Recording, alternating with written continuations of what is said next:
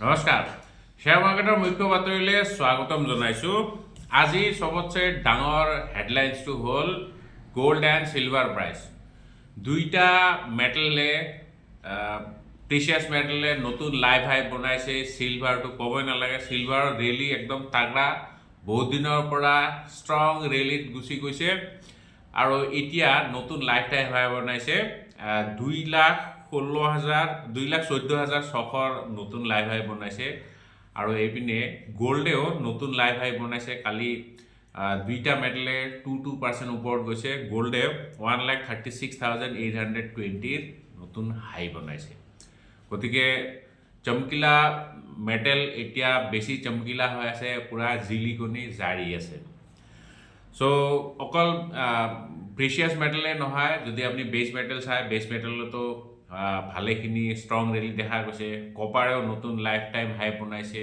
এলুমিনিয়ামে 44 মাহৰ মানে হাই বনাইছে। গতিকে পুৰা মেটেল ছেক্টৰে একদম ৰেলীত আছে, ষ্ট্ৰং ৰেলীত আছে। চ' মেটেল ছেক্টৰত অলপ ফ'কাছ কৰিব লাগিব।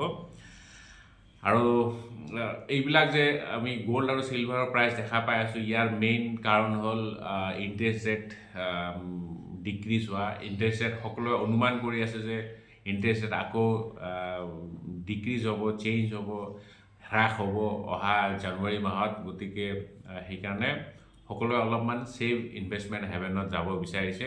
চ' গোল্ড আৰু চিলভাৰ ৰেলী কৰি আছে। হয়তো এইটো ফাৰ্ডাৰ কণ্টিনিউ হোৱাৰ চান্স আছে, বাট মোৰ মতেতো নতুন বিনিয়োগ ইয়াত কৰিব নালাগে, কাৰণ বহুত এক্সপেঞ্চিভ হৈ আছে। আৰু গোল্ড আৰু চিলভাৰ এনেও ডিমাণ্ড ছাপ্লাইৰ খেলা। একো ক'বলৈ গ'লে কি ক'ম, একো এনালাইচিছ নাথাকে, ফাণ্ডামেণ্টেল এনালাইচিছ নাথাকে। ষ্টকৰ আপুনি ফাণ্ডামেণ্টেল এনালাইচিছ কৰিব পাৰিব, কিন্তু গোল্ড চিলভাৰ আন্দাজত কৰিব লাগিব কিন্তু মানে গ্ৰেট হেডছ এগেইনষ্ট ইনফ্লেশ্যন। যদি আপুনি ইনফ্লেশ্যনক হেডছ কৰিব বিচাৰিছে, তেতিয়াহ'লে গোল্ড আৰু চিলভাৰ এটা ভাল অপশ্যন হয়।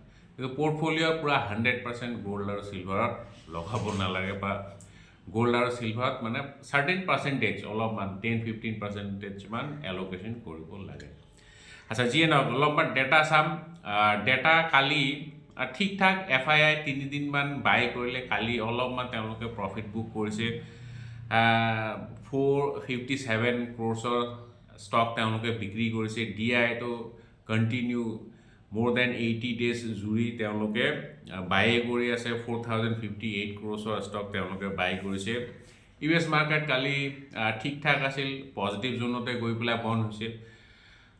0.5% ওপৰত গৈ পেলাই বন্ধ হৈছে। US-ত এগেইন টেগ ৰেলীটো ষ্টাৰ্ট হৈছে, সেইটো কাৰণে US মাৰ্কেট পজিটিভ। চ' আমাৰ মাৰ্কেট কালি মোটামুটি ভালে পজিটিভ হ'ল। আমি ভাবা নাছিলোঁ ইমানখিনি পজিটিভ হ'ব বুলি ভাবিছিলোঁ, কিন্তু ভালেখিনি পজিটিভ হৈছে। ফাইনেলি নিফটি 26,100ৰ ওপৰত গৈ ক্লজিং দেখাইছে। 100ৰ ওপৰত আমি কৈছিলোঁ যে যদি ছাষ্টেইন হৈ যায়, তেতিয়াহ'লে ফাৰ্ডাৰ ৰেলী আহিব পাৰে। চ' এতিয়া মোৰ লাগিছে নিফটি অলপমান ছেফ জোনত আছে। পুতুককৈ তললৈ যোৱা চান্স অলপমান কমেই দেখা পোৱা গৈ আছে। এতিয়া নিফটিৰ কাৰণে নতুন হাৰ্ডেল হ'ব, যোনটো পুৰণা লাইভ হাই 26,300টো এটা এতিয়া মেজৰ হাৰ্ডেল হ'ব নিফটিৰ কাৰণে। চ' এতিয়া আমাৰ চকু থাকিব 26,300। চ' লেটছ চি আজি কি হয়। আৰু এনেওতো দুদিন পিছত খ্ৰীষ্টমাছ আহি আছে, বৰদিন আহি আছে, ৰাইজ অলপমান ফেষ্টিভ মুডত আছে। গতিকে ট্ৰেডিং অলপমান কমেই হ'ব। বিশেষকৈ বাহিৰততো ট্ৰেডিং কমেই হয়, গ্ল'বেল মাৰ্কেটত পাৰ্টিচিপেশ্যন অলপমান কম, আৰু আমাৰ ইণ্ডিয়াতো অলপমান পাৰ্টিচিপেশ্যন কমেই হয়। কিন্তু অলপমান সাৱধানে ট্ৰেড কৰিব লাগিব, পাৰ্টিচিপেশ্যন অলপমান কম হোৱাৰে চান্স আছে। লেটছ চি কি হয়। আৰু US-ত আজি GDP আৰু IIPৰ নাম্বাৰ আহিব, সেইটোৰ ওপৰতো চকু থাকিব। এতিয়া আমি চাম IRCTC। আচ্ছা, IRCTC F&O ছেগমেণ্টৰ পৰা বাহিৰ হ'বলৈ গৈ আছে। 25 ফেব্ৰুৱাৰীৰ পৰা F&O ছেগমেণ্টৰ পৰা বাহিৰ হ'বলৈ গৈ আছে। এতিয়া আমি অলপমান ষ্টক স্পেচিফিক নিউজ চাম। তাৰে আগত দুটামান কুৱেৰি লৈ ল'ম। কুৱেৰিৰ ভিতৰত এজনে লিখিছে, দুল বড়ো মিউচুৱেল ফাণ্ডত মিনিমাম কিমান দিনত চেল কৰিব পাৰে, লাইক আফটাৰ 1-2 মান্থছ। ডিপেণ্ড কৰে কোনটো স্কিমত আপুনি বিনিয়োগ কৰিছে। যদি লিকুইড স্কিমত হয়, কিছুমান অভাৰনাইট স্কিমে থাকে, আজি বিনিয়োগ কৰি পেলাই খাইলে উলিয়াব পাৰে, এনেকুৱা ধৰণৰ কিছুমান স্কিম থাকে। চ' কিছুমানত এক্সিট লোড থাকে কিন্তু লক ইন নাথাকে, কিছুমানত আকৌ লক ইন থাকে। ELSS স্কিমবিলাকত 3 বছৰৰ কাৰণে লক ইন থাকিব। ৰিটায়াৰমেণ্ট প্লানত জেনেৰেলি, ৰিটায়াৰমেণ্ট আৰু চাইল্ড প্লানত জেনেৰেলি 5 ইয়াৰ্ছৰ লক ইন থাকে, 5 বছৰ আগত উলিয়াব নোৱাৰিব। বাট most of the স্কিম লিকুইডে হয়, লিকুইড ইন দ্য চেন্স আপুনি যেতিয়া তেতিয়া উলিয়াব পাৰে। আজি বিনিয়োগ কৰিলে কালি যদি এল'কেশ্যন হৈ যায়, চ' আপুনি পৰহি উলিয়াব পাৰিব, এনেকুৱা ধৰণৰ। কিন্তু কিছুমান স্কিমত লক ইন থাকে, আৰু সেইটো স্কিম টু স্কিম ভেৰি কৰে। এজনে এটা ইণ্টাৰেষ্টিং কুৱেশ্যন লিখিছে, ললিত ডেকা, অসমত কিমান পাৰ্চেণ্টেজ মানুহে শ্বেয়াৰ মাৰ্কেটত কাম কৰে বা ট্ৰেডাৰ আছে জনাবচোন।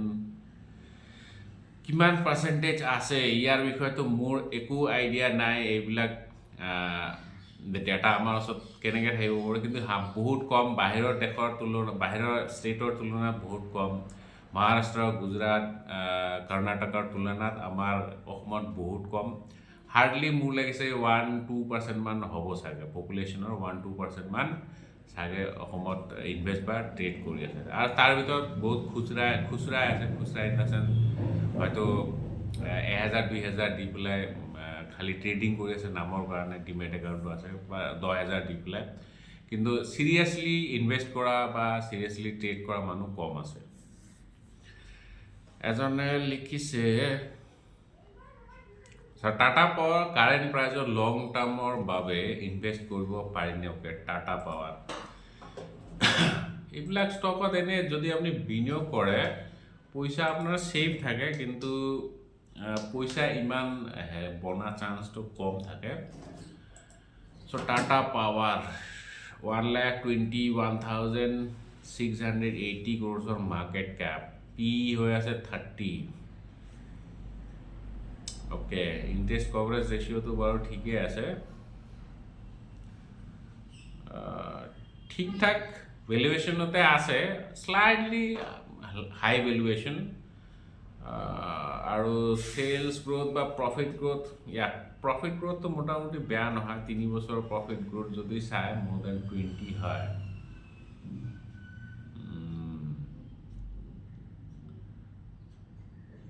ঠিক ঠাক, মই ইমান মানে বেছি এক্সাইটেডো নহওঁ বা বেছি বেয়া বুলিও নকওঁ, কিন্তু ঠিক ঠাক।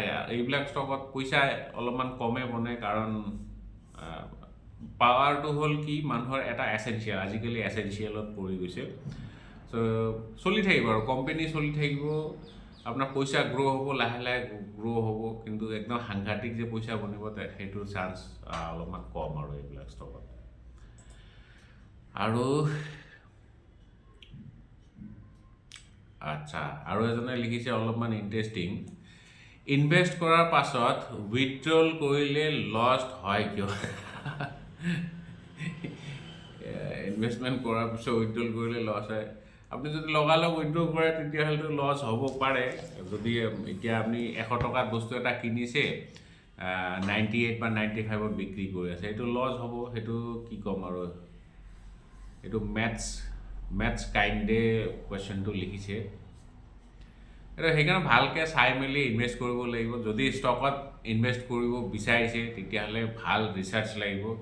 ষ্টকত ইনভেষ্ট কৰি পইচা বনোৱাটো বহুতেই টান কাম হয়, লাগিও থাকিব লাগে, ভাল নলেজো লাগে। আৰু নলেজ বুলি নহয়, মানে আপোনাৰ এক্সপিৰিয়েঞ্চ লাগিব, মাৰ্কেটৰ প্ৰতি এক্সপিৰিয়েঞ্চ লাগিব, চাইকেল কিছুমান চাব লাগিব, চাইকেল লৈ পেলাই আপোনাৰ অলপমান এক্সপিৰিয়েঞ্চ হ'ব লাগে তাৰপিছতে। কিন্তু একদম যদি মই অনেষ্টলি কওঁ, যদি আপুনি ইমান নাজানে ভালকৈ মাৰ্কেটৰ বিষয়ে বা থুলমূল জানে, যদি মিউচুৱেল ফাণ্ডত বিনিয়োগ কৰে, ভাল মিউচুৱেল ফাণ্ডত, তেতিয়াহ'লে মাৰ্কেটতকৈ বা ডাইৰেক্ট ষ্টকতকৈ আপুনি ভাল ৰিটাৰ্ণে পাব। আচ্ছা, যিয়ে নহওক, এতিয়া অলপমান ষ্টক স্পেচিফিক নিউজ চাম। ACC অম্বুজা চিমেণ্ট চাব লাগিব, মাৰ্চ হ'বলৈ গৈ আছে। ACC আৰু অৰিয়েণ্ট চিমেণ্ট, অম্বুজা চিমেণ্টত মাৰ্চ হ'বলৈ গৈ আছে। কাৰোবাৰ হাতত যদি ACC 100 শ্বেয়াৰ আছে, অম্বুজা চিমেণ্টত 318টা শ্বেয়াৰ পাব। আৰু অৰিয়েণ্ট শ্বেয়াৰ যদি 100টা থাকে তেতিয়াহ'লে 33টা শ্বেয়াৰ আপুনি পাব অম্বুজা চিমেণ্টৰ গতিকে মাৰ্চ হ'বলৈ গৈ আছে ষ্টক ফ'কাছত থাকিব সম্বৰ্ধনা মাদাৰছন এইটো এটা অটো এনচিলেৰী কোম্পানী হয় মানে অটো কম্পনেণ্ট বনায় তেওঁলোকে অট'মেটিক ৱায়াৰিং বিজনেছ এটা একুৱেৰ কৰিবলৈ গৈ আছে Nexans auto electric GmbH and electro contact GmbH তেওঁলোকৰ এটা হ'লি ওন ছাবচিডেৰী আছে এইটো মষ্ট প্ৰবেবলি ইউৰোপিয়ান বেছড হ'ব 207 মিলিয়ন ইউৰো দি পেলাই এই দুটা তেওঁলোকে একুইজিশ্যন কৰিবলৈ গৈ আছে চ' সম্বৰ্ধনা মাদাৰছন ফ'কাছত থাকিল এনে অটো এনচিলেৰীৰ ভিতৰত সম্বৰ্ধনা মাদাৰছনৰ অলপমান নাম আছে চ' আজি ফ'কাছত থাকিব GPT ইনফ্ৰা প্ৰজেক্টছ তেওঁলোকে এটা অৰ্ডাৰ ৰিচিভ কৰিছে 670 ক্ৰ'ৰ্ছৰ অৰ্ডাৰ এটা ৰিচিভ কৰিছে NHAIৰ পৰা নেশ্যনেল হাইৱে অথৰিটি অফ ইণ্ডিয়াৰ পৰা তেওঁলোকে এটা এলিভেটেড ৰোড বনাবলৈ গৈ আছে ৰাজস্থানত যোধপুৰ চিটিত চ' চেট GPT নহওঁতে GPT ইনফ্ৰা প্ৰজেক্টছ সাত্বিক গ্ৰীণ এনাৰ্জি তেওঁলোকে এইটো এটা mainly solar panel manufacturing company হয় তেওঁলোকৰ এটা অৰ্ডাৰ ৰিচিভ কৰিছে 486 ক্ৰ'ৰ্ছৰ অৰ্ডাৰ এইটো এটা ৰিনাউণ্ড ইণ্ডিয়ান ডমেষ্টিক পাৱাৰ প্ৰডিউচাৰৰ পৰা অৰ্ডাৰটো ৰিচিভ কৰিছে নামটো মেনশ্যন নাই কৰা তো মেইনলি তেওঁলোকে সোলাৰ PV মডিউল মানে ফটোভল্টিক মডিউল ছাপ্লাই কৰিব মন industries IT department income tax ডিপাৰ্টমেণ্টে সাৰ্চ অপাৰেশ্যন তাত চলাইছে চ' এনে কোম্পানীয়ে জনোৱা মতে এই বিজনেছত একো এফেক্ট হোৱা নাই কিন্তু IT ডিপাৰ্টমেণ্টে সাৰ্চ অপাৰেশ্যন চলাইছিলে আৰু দুমাহমান আগতে মানে কি মেনেজিয়েল পাৰ্চনৰ ওপৰত সেবিয়ে বেন লগাইছে আৰু কি মেনেজিয়েল মানে একদম মানে ডাঙৰ পজিশ্যনত থকা CEO আৰু দুজনমান মানে তিনিজনৰ পৰা সেবিয়ে বেন লগাইছে সিকিউৰিটি মাৰ্কেটৰ পৰা মানে সিকিউৰিটি মাৰ্কেটত তেওঁলোকে ট্ৰেড কৰিব নোৱাৰিব বা ইনভেষ্ট কৰিব নোৱাৰিব 2 বছৰৰ বাবে চ' এগেইন IT ডিপাৰ্টমেণ্টৰ ৰেইড পৰিছে গতিকে বেড নিউজ আৰু কোম্পানীৰ কাৰণে বাৰ্জাৰ পেইণ্টৰ তেওঁলোকৰ দুটা ছাবচিডেৰী আছে একচুৱেলি বাৰ্জাৰ পেইণ্টটোৱে এটা ছাবচিডেৰী হয়